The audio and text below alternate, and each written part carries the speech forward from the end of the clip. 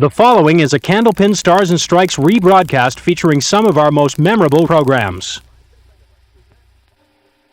WNDS Sports and Tri-State Megabucks present Candlepin Stars and Strikes.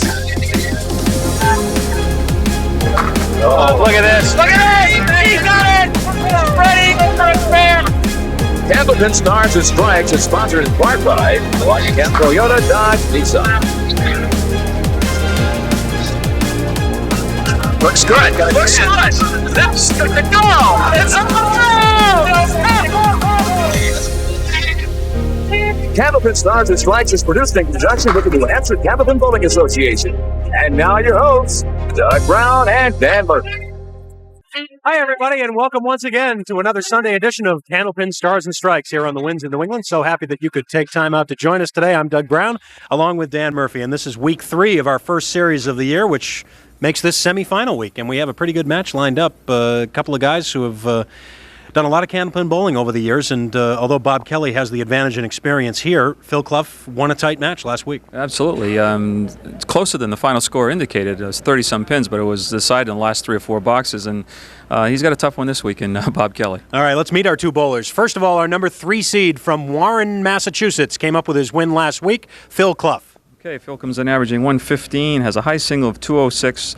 The all-important roll-off score, though, was 684. And Phil last week rolled a 372 here as he knocked off Rico Baldinelli, who had won a match the week before. So Phil looking for his second win in a row, and to get it, he will have to defeat our number 2 seed. He's been here many times before from Stoneham, Massachusetts, the left-hander Bob Kelly. Okay, Bob comes in averaging 123, has a high single of 210, and his roll-off score, second best in the roll-off at 689. The winner of this match will be back next week into the series final to take a shot at Ron Simino, our number 1 seed. And, of course, the winner of that match becomes our first qualifier for the 8th annual Tri-State Megabucks Tournament of Champions. But we got 3 strings of bowling to cover here today and also $80 in our bonus ball contest a little bit later on. Dan and I will be back for the start of this match, Phil Clough against Bob Kelly, right after these messages. Stay with us.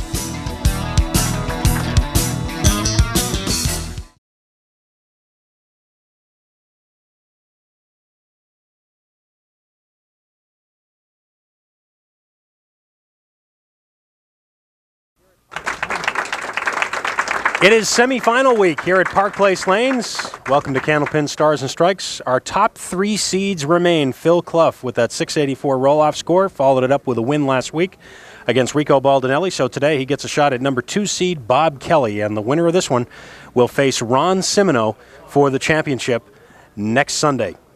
Phil Clough will lead this match off on lane 32 here at the newly remodeled Park Place Lanes.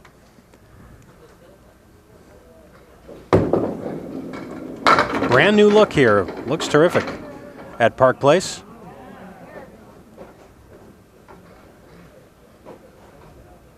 Sometimes it looks a little out of focus, but when you get your eyes focused, it looks terrific. Oh, nice try by Phil Clough.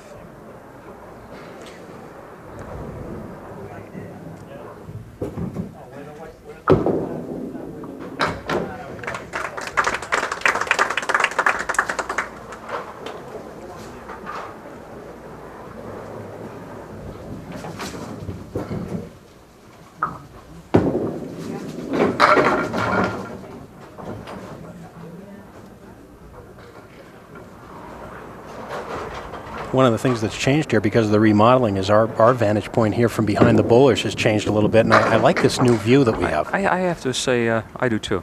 It seems like we're a little bit higher. I don't know if we are, but...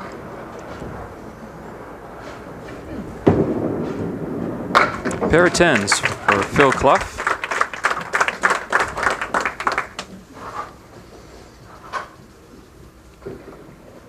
And now Bob Kelly, who tried a couple of times last season to qualify for the Tournament of Champions, came up short. Last time Bob was with us was back in January. He beat Bill Koffold and then lost a tough match to Tom Morgan. This is Bob's 25th appearance in singles competition here on the Winds. And he will take a 7. Bob from Stoneham, Mass. Works for the U.S. Postal Service. He and his wife Marianne have a son Cameron who is now 6. We've had a lot of kids that have been born since this show started who are about to enter high school. Do you realize that?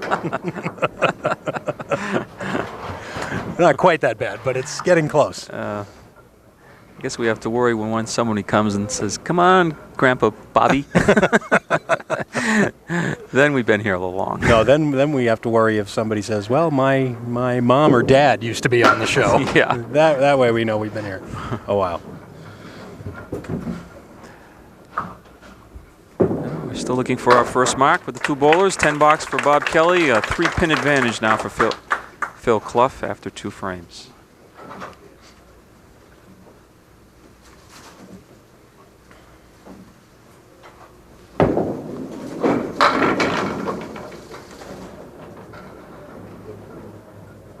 You just saw Phil Clough's average there a moment ago, 115. Bob Kelly's average of 123. You might say, wow, 8 pins difference. That's a pretty significant difference. But as you were explaining last week, Dan, sometimes you have to take into account where the bowlers are compiling those averages. Yeah, it's like any sport. There's the conditions on some lanes are conducive to scoring where others aren't. And I guess it's like playing golf at different golf courses, I guess.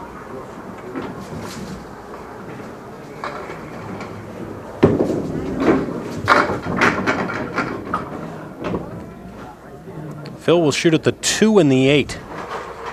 With a lot of wood in between.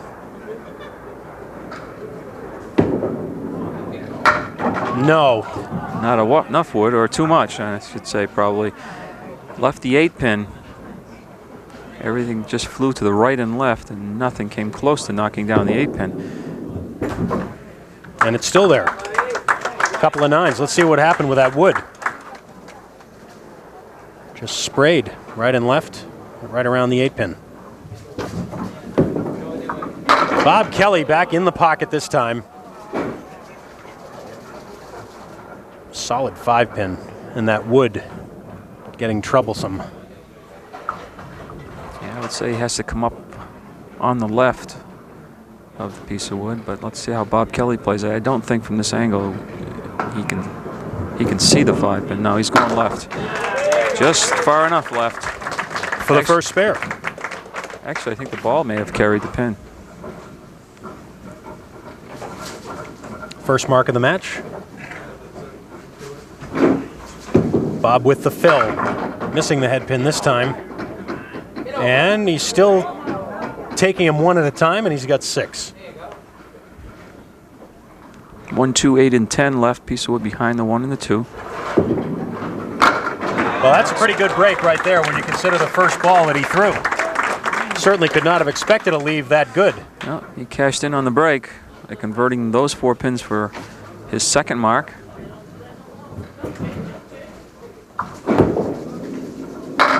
Phil Clough, and he's got the strike, his first mark.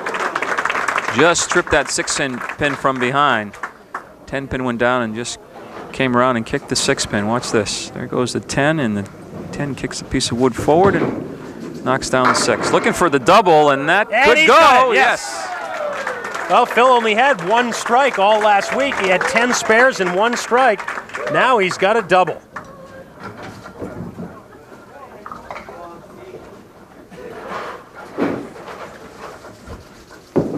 Kelly working on his second spare in a row, and he almost tops it with a strike. Bob has the lead in the match right now, but that may change with that double strike in play. There's his 3rd spare in a row.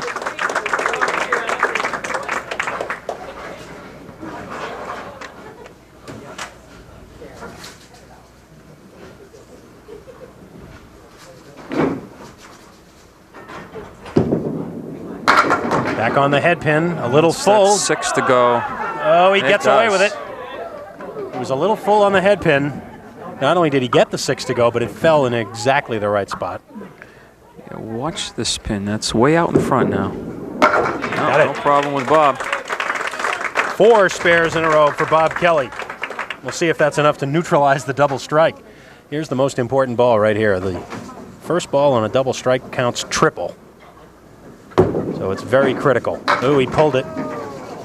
And just 4.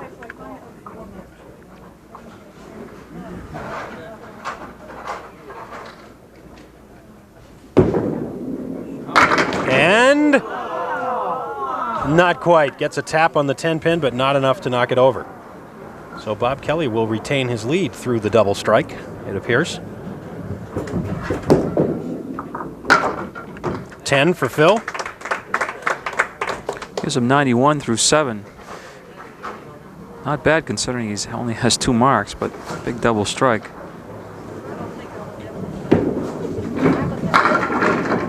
Wow. That was the ball he wanted last time.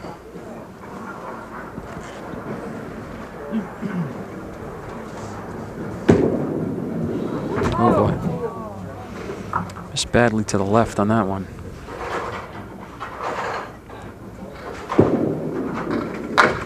Ten, 101 through 8. Now Bob Kelly working on that string of 4 spares in a row.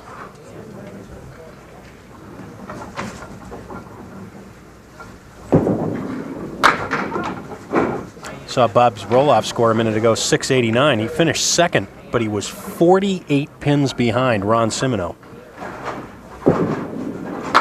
Oh, great shot. How about that? Make it 5 in a row. And that was the most spectacular of all of them. Inside of the head pin, ball goes down, takes out the 6-10, and gets some sidewall action for the 9 pin. And the result is another mark.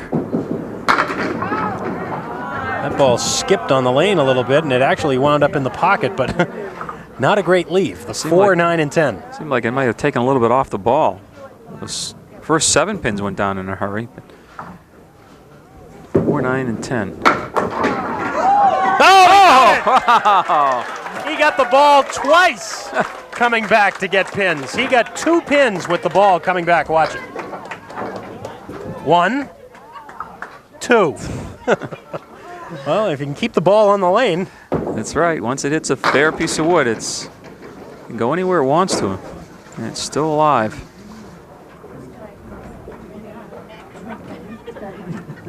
After all that, he's only 10 pins ahead plus the bonus ball.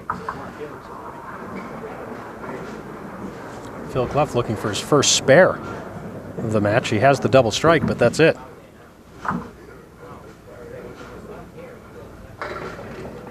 Phil trying to wait out this wood. It could be a determining factor where he wants to play the shot.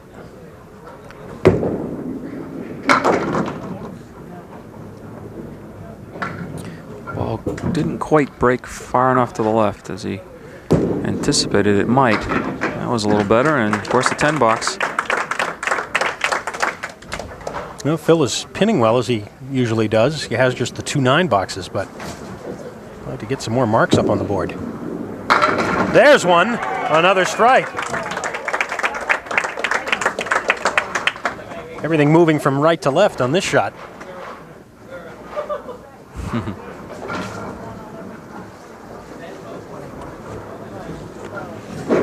121 plus the 2 bonus balls. Another one right in the pocket. Oh, yeah. 2 double strikes the same game. 131 with a ball to come. That was clean.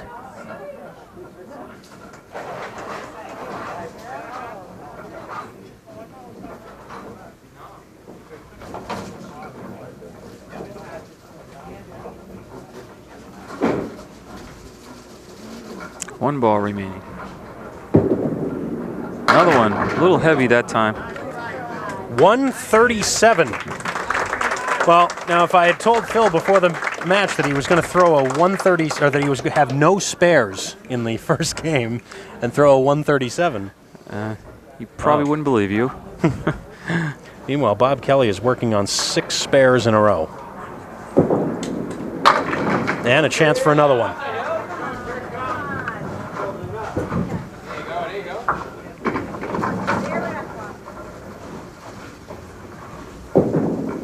He's got it. 7 straight.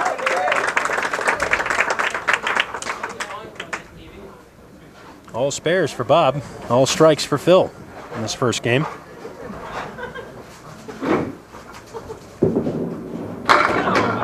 Six Phil this time for Bob. Bob trying to direct the wood a little bit. That's kind of in a tough spot. Right, he's going to have to come up high, right-hand tip of the wood.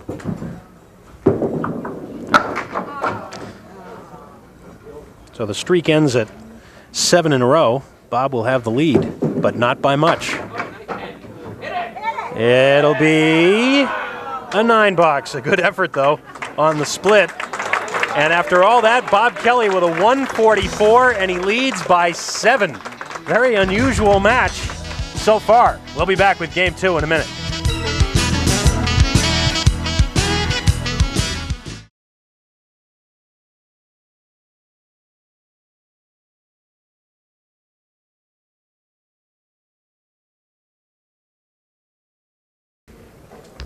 Here's Bob Kelly.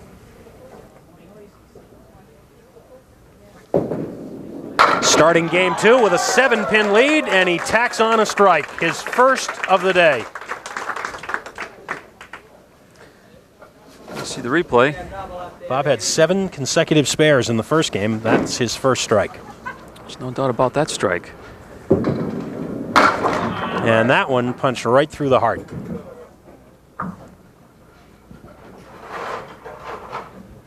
Bob's a great shot maker. Let's see. Nope, not this time. Last week we saw Phil Clough nail the spread eagle for a spare. Turned out to be a very critical shot in the match. So 26, 2 boxes. Bob Kelly's starting this second game. Phil Clough.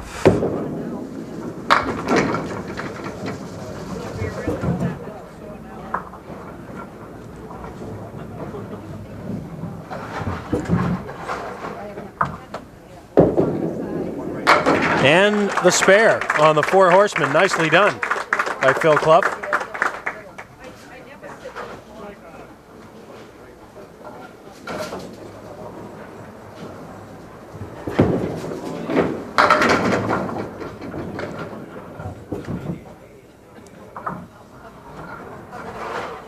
Eight-pin drop on the spare. 4-7 left, piece of wood out in front, and another one just to the right. Wants to avoid that. Oh, right on the red line. Got it.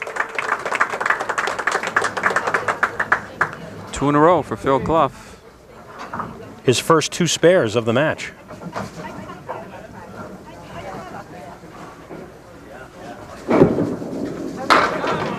Spread eagle.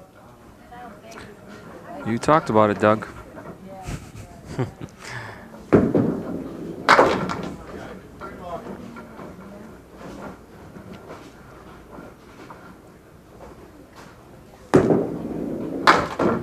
Eight for Bob.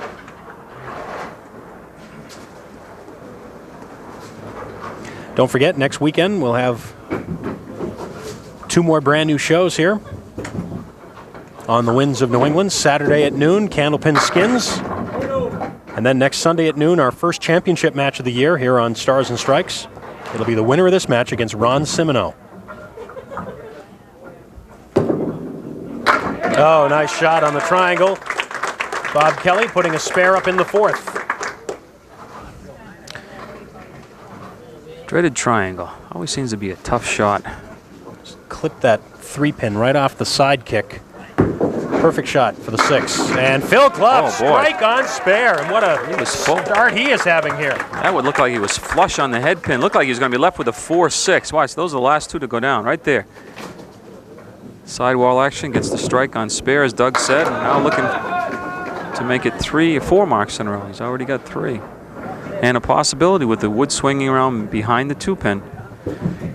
Pinches that 2-pin, or on the 2-pin at all. He's got a chance. Oh. Nope. Phil already has taken the lead in the match and already has 5 strikes. 2 spares and 5 strikes so far for Phil Clough. And he now has a 16-pin lead. But that will probably drop by some because Bob has this spare up in the 4th. Phil will be open here in the 4th, waiting for Cindy Sisson to clear a piece of dead wood out of the way.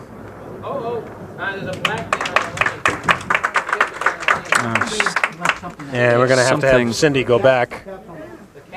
As something was left on the lane. I don't know what that was. I think it's the cap to her pen.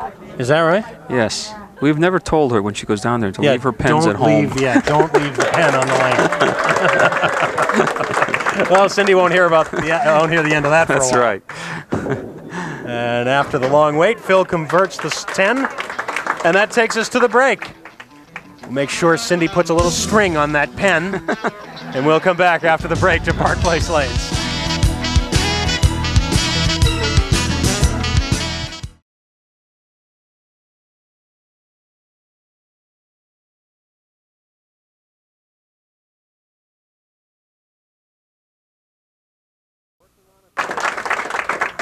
Bob Kelly working on a spare. Trying to cut into Phil Clough's lead.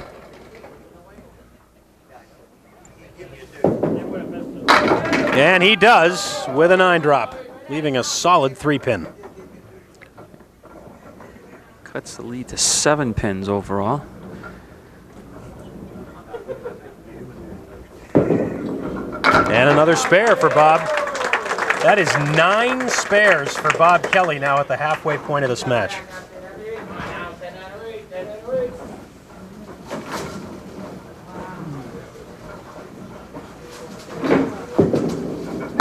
Oh, another big fill.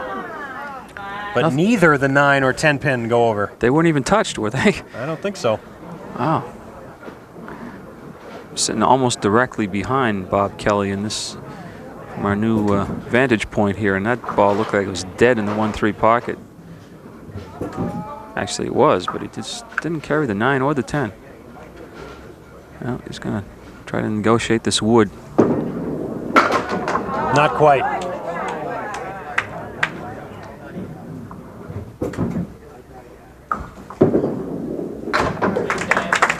Both bowlers on a 400 pace here as we reach the halfway point of the match.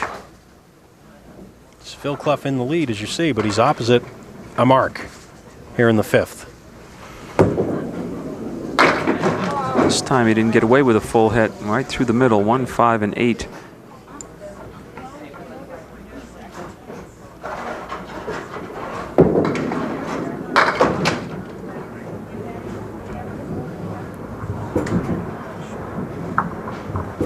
As many times as I see that shot, I always question why not this side first, in case he comes in contact with that 9 pin. But, oh well. Bob Kelly retakes the lead by 3.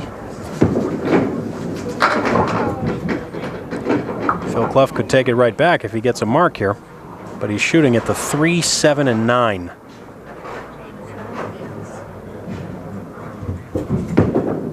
Let's see. Oh, are you kidding me? Oh, wow. Deserved it. Certainly did. Walked that piece of wood over and laid down right in the channel next to that 7 pin and works it out for the 10. Let's take another look. 3 pin. Up in the air, down again, and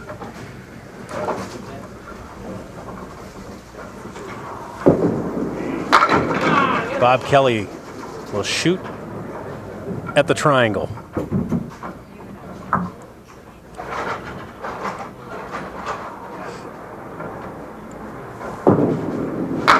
Boy, Bob really fired that ball. He throws the ball hard anyway, but that one he really got out there. And he, like Phil Clough, got tapped on that spare. You thought both of those bowlers would cover those marks, but just didn't happen. 91 through 7.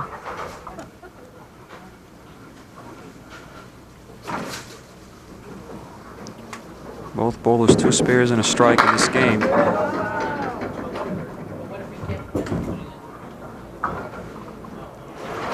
Two and 4 left for Bob Kelly for a possible spare. Yep. Spare in the 8th. Mark number 11 for Bob.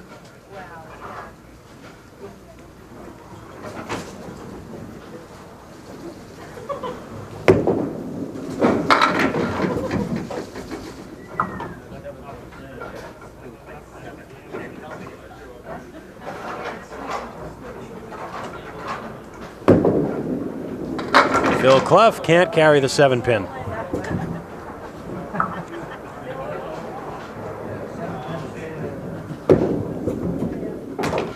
And it's 9. Did a nice job on the 4 on the other side. Normally that's good enough for a spare, but not this time. Well, he's got some work to do to try to match the mark put up in the 8th by Bob Kelly. Leads the game by 3, but he trails in the match by 4. 4-8, possibility.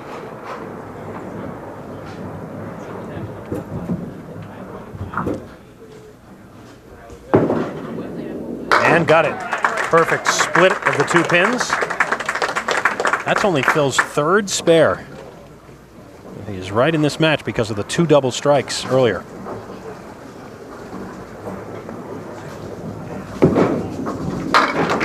Bob slides by the head pin to the left, takes 6 on his fill.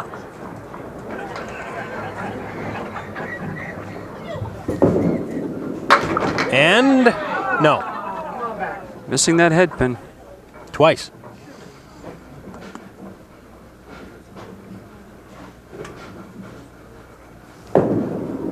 Not the 3rd time, though. 10 box. 117 with a box to go.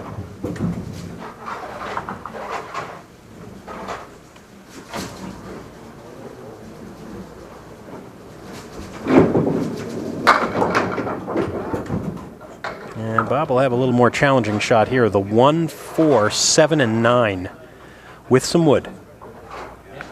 His first order of business is to catch that head pin, which he does not do. Slides to the right. Well, Phil Clough's going to have a chance here to even this match right up. 127, 271 through 2 for Bob Kelly. May have the lead, maybe not when this game's over. Phil working on a spare, just 3. No, 4. The late returns are in.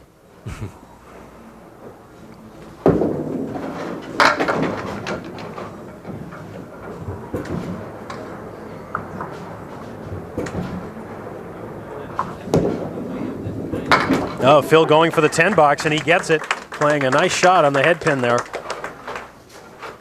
Worth another look. Plays it, balls breaks from right to left anyways. Breaks the ball right off the head pin into the 4 and 7. Oh, how about a strike in the 10th? Well, Phil gets anything more than a 7 on this strike, he'll have the lead in the match. That is his 6th strike today.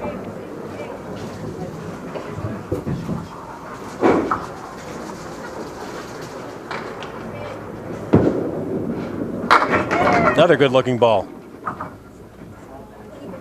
That evens the match right now. He's got 1 ball to go.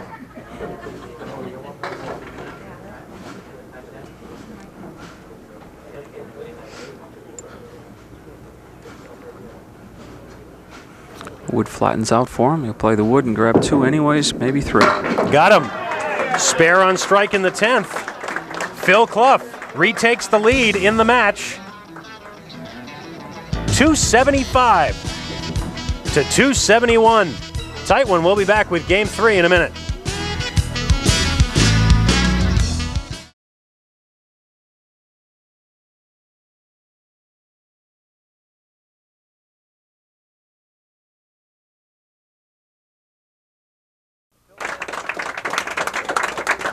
Phil Clough to start Game 3. Tight match here. High scoring match too. Both bowlers in the 270s. And Phil Clough leading by 4. Now he's going to look at the 2, 4, and 6. Let's see where the wood settles down. If that swings around, might help him a little bit on the shot, but now it might hurt him.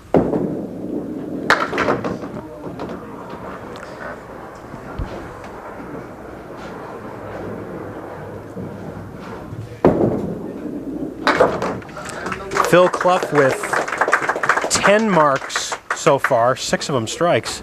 Bob Kelly with 11 marks, only 1 strike for Bob. He had 7 spares in a row in Game 1. Well, Phil will try his luck on the 4 horsemen to the left. 1, 2, 4, 7. Piece of wood behind the 1 and the 2, which should help. No, he just caught it and he's going to get it. Not quite.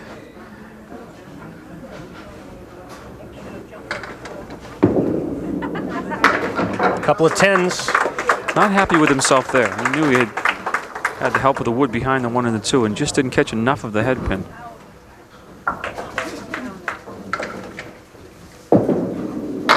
Bob Kelly. Well, if that wood helps him at all, it'll be the 3-5-7. Might have turned just a fraction too much. Let's see. No, Oh, got it. just enough to carry the 7 pin. Spare in the first. Another look at it.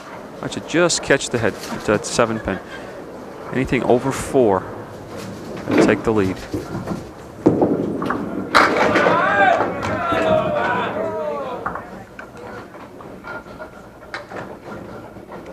And another spare leave. This time on the 3 and the 5. Hate it when the wood's in between like that. Oh my. Bob might have been thinking about it too. Missed the object pin. But he has turned the lead around after the first 2 boxes. Now it's Bob Kelly leading by 4.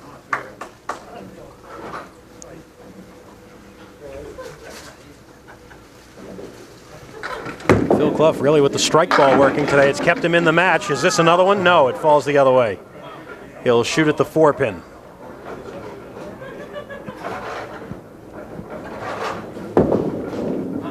Oh, No. you could tell he's just a little bit behind himself, and when that happens, the ball's not going to break as sharp as he wants it to. That time you get the ball out in front of him a little more and covered the 4 pin. Well, Phil with a couple of missed opportunities here in game 3. Misses the head pin, but he'll shoot at the 1-2-4 this time.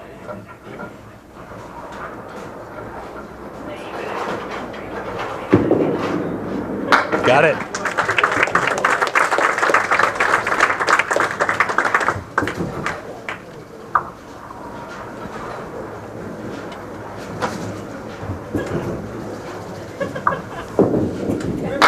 Bob Kelly will get another try at the triangle.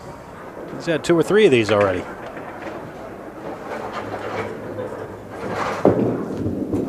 Has it.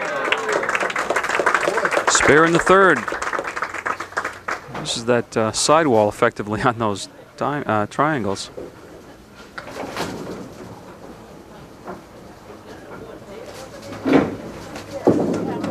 And in the pocket again. This time he will leave just 2 pins, but not the 2 he wanted. The 2 and the 8, and that piece of wood may be in play. Judging from the lighting there, it looks like it'll be very, very close. Nope. Apparently it's just touching the deadwood line. Let's check for pins. That's a a break for that's a break for Bob. That's out of play maybe. And did he carry it? No. Tried to play it from the side and it didn't work. Well, this match appears destined to go right down to the final box. Phil Clough is trailing right now, but when we come back, Phil will be working on that very critical spare. Don't go away.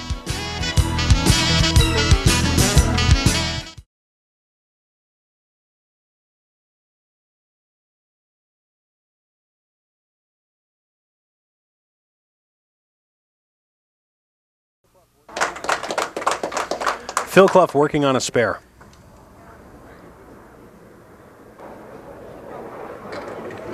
Trying to bring Bob Kelly's lead back into single figures, and he does it with a 6 fill. It's in between that time, a little heavy on the head pin. Couldn't quite cross over far enough for the 1-2 pocket. Oh, almost. Almost.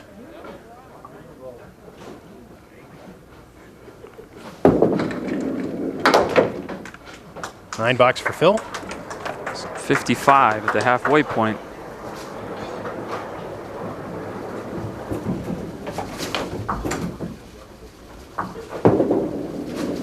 Oh, great pocket hit. You called it. Somehow destined to be a strike. It's got the ball really, the pins jump off this ball if he's right in the pocket. That time the 5 and the 8 pins, the last 2 to go down for the strike. big strike it was for Phil Clough. Bob Kelly fires the ball and leaves the 5 and 10.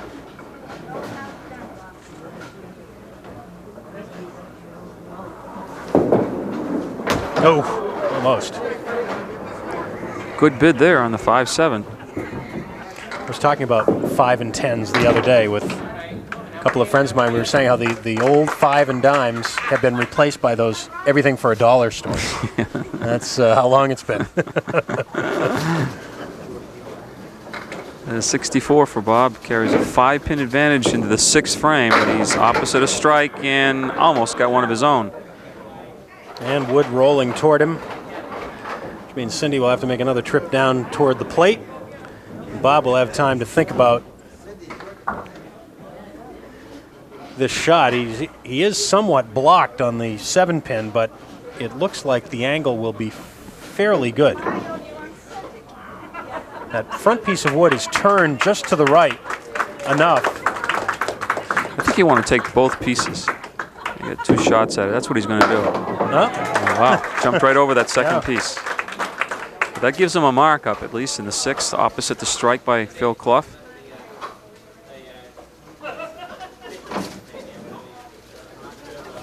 Phil on the strike, pulled it. Really reared up at the point of release at that one and pulled the ball to the left.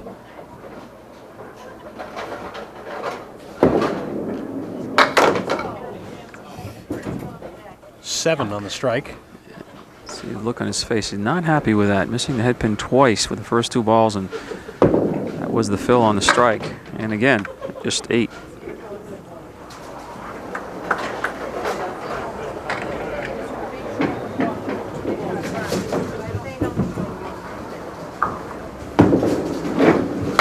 Phil back on the head pin, but splits them. The 2, 4, and 10. It's not too bad, though. I mean, you got to concentrate on just the 2-pin. I think the wood will take the 10. Oh, he slid by the object pin. Can't do that in a close match. That was the one he wanted. And 2 open frames for Bob Kelly to work on. Bob will probably retake the lead in the match on this Phil ball. He does.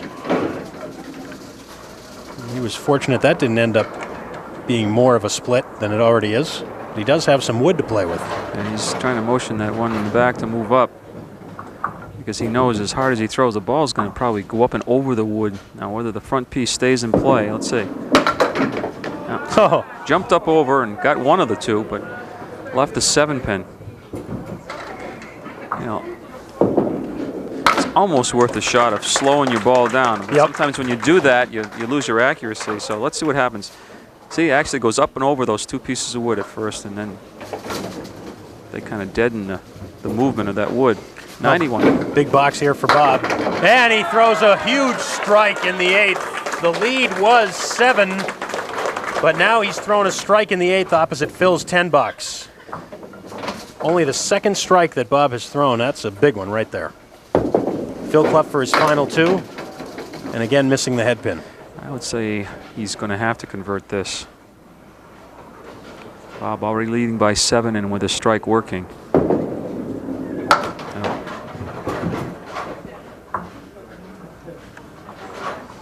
Well, last week, Phil Clough was able to come up with some big shots when he needed them in Game 3. Not today so far. He's got 1 box remaining. And how many times have we said this, Dan? When somebody gets off to a start where they throw more strikes than spares, it often comes back to haunt them. And Phil has thrown 7 strikes today, but only 5 spares.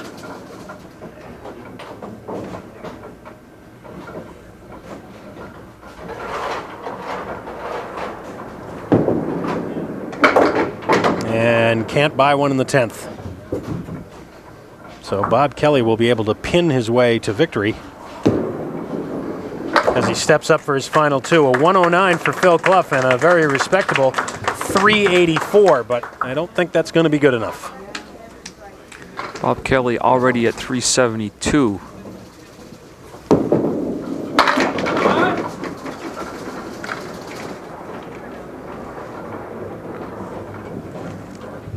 And that did it right there, that first ball, because it counts twice. 9 on the strike. 10, and Bob Kelly can throw this final box, knowing that he will be back here next week for the championship match against Ron Simino from Keene, New Hampshire. He'll be making his first appearance here on our Sunday program. That should be an interesting matchup, Dan, with Bob Kelly, the many-time winner on the program. This will be Bob's 14th win. Yeah, it'll be very important for Ron to get off to a quick start, I would think, against Bob Kelly. Loosen himself up and see what happens. 10 for Bob, 130, and with that last ball, he hit a 400. 401 for Bob Kelly, 384 for Phil Clough. We'll be back with the bonus ball contest and a word about next weekend's matches in a minute.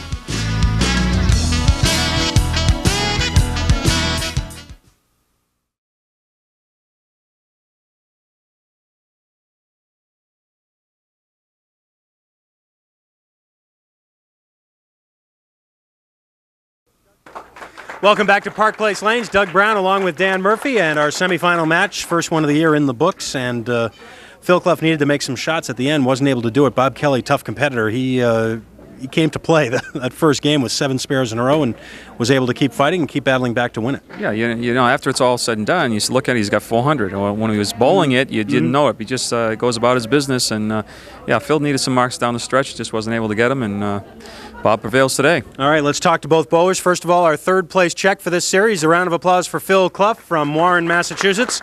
Phil with the big win last week against Rico Baldinelli, coming up short today. You know, it's funny, Dan was just talking, Phil, about the, you know, you look up and Bob has a 401. I mean, you look up at your score, you 384, which is going to win a lot of matches, but just not today. Weren't able to make those shots when you needed them like you did last week. Yeah, well, I lost a head pin in the last 4 or 5 boxes, and you can't do that against a bowler like Bob. Right. Well, we have the check here for $250 and our best wishes, and you make that long ride worthwhile every time. We hope we see you again soon. Okay, thank you. Right. Thanks, Phil, very much. Phil Clough. And now Bob Kelly to try and get a match in our bonus ball contest. We have $80 on the line here, plus a couple of sets of brand new bowling balls. And we'll see if we can get a winner. Oh, punching through the middle again for a 4. And we'll see if that's a winner. Mr. Murphy takes out an 8 for Gladys Parker of Groton, Mass. So Gladys, thanks very much for tuning in and for mailing in your card.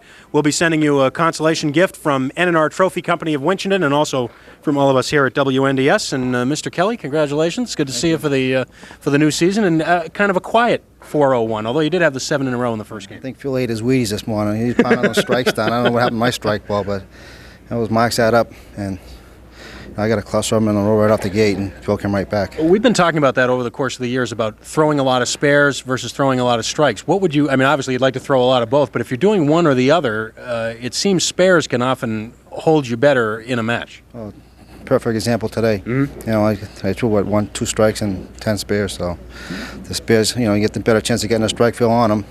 When you're on a strike, you have a better chance of throwing a lousy ball, so you know, it's a toss-up, I guess. Well, you're into the finals next week. Ron Simino will be making his first appearance with us on the Sunday program. Have you bowled against Ron before? I've never seen him in my life. It'll be the first time for both of us, I think. Well, you'll be seeing him next week, okay, and we'll see you then. Thanks, Bob. Thank you. All right, that's Bob Kelly with the big win today with the 401, and that leaves us with our top 2 seeds for next week's final. Bob Kelly finished number 2 in the roll-off at 689, and some 48 pins ahead of him was Ron Simino from Keene, New Hampshire with that big 737, but now he will see if that number 1 spot pays off as he has to come in and try and defend that spot. Yeah, first time in front of the lights against the veteran Candlepin bowler, against our championship week, tournament of champion qualification. There's a lot riding on next week's match. It's going to be an interesting matchup. As well as the little matter of a $1,000 check to the winner next week as well, oh, by the way.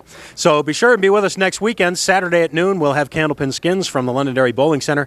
And then next Sunday at noon, it'll be championship week here on Stars and Strikes. Bob Kelly against Ron Simino. Should be an exciting weekend. We hope you'll join us. Have a great week, everybody. For Dan Murphy and the whole Winds of New England crew, I'm Doug Brown. Thanks for joining us.